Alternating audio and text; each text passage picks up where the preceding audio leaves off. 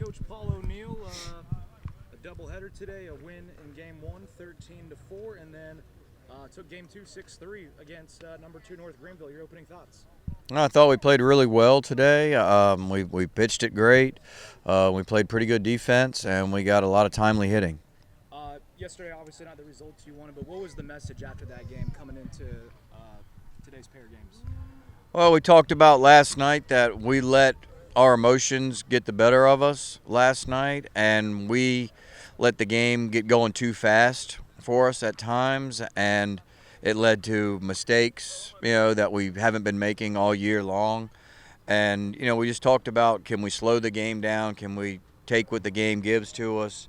Can we be aggressive in certain points? And just basically try to be more fundamentally sound and just, think slow, and play fast.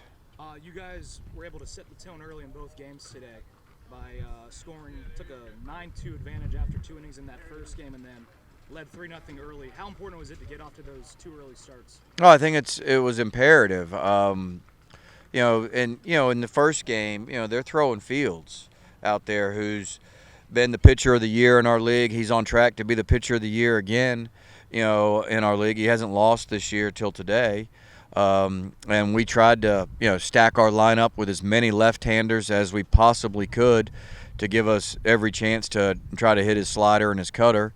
And we get the big 3-run home run from Cody in the first inning. It's kind of just, it broke the ice. It kind of let everybody relax on our side, and then it kind of rolled. I mean, they scored the next inning, and then we came back out and we scored, ourselves. And just, I told them before the game that if we were going to have to knock him out to get him out of the game, he was not going to come out of the game unless we knocked him out. And I felt really good once, they took him out. Yeah, he gave up, had 9 earned runs today. Fields, how important was it? Well, not really important, but it was a big time.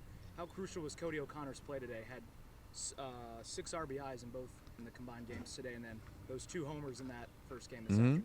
I mean, Cody had a great day.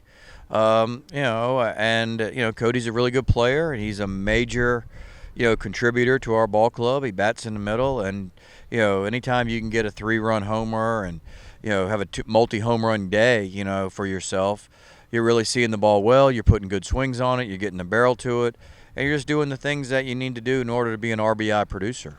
And then that second game, much closer compared to the first game. Jonathan Jacobs and Chase Jernigan were both given time to play today. How do you like their performances? Oh, I thought John did a great job. Went out there and gave us 5 really strong innings, and then Chase coming in and giving us 4, and extending him again. But both of those guys really threw the baseball, well. I know John wanted to stay in the game after the 5th. When I told him he was coming out, he was a little upset with me. But I felt like John was at the end of his rope a little bit, where he had to empty the tank there in the 5th to get us back in the dugout. There was some plays that, the ball didn't bounce our way, and he had to dig really deep in order to get us, back in the dugout. And I felt like he used up what he had left, in that half inning, right there. So I made a decision to go to Chase, and we put Chase in, and he went the rest of the way for us. And then just talk about the energy in the dugout today. There's this felt like a complete polar opposite from yesterday today, especially in the crowd too. Just the energy all around was phenomenal. Well, I thought our kids were into it. I thought they were locked in. Our kids were being extremely competitive. They were pulling for their guys. So they were involved in it. When you're playing the number 2 team in the country, the reigning, conference champion, and we've played them a lot of times. We've played them, and we've come up on the short end of the stick more times than not against them.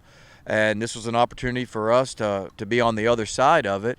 And so we were trying to take full advantage of it and trying not to let them get back in front. I mean, that was the whole purpose, was to, once we got ahead, we didn't want to give the lead back up.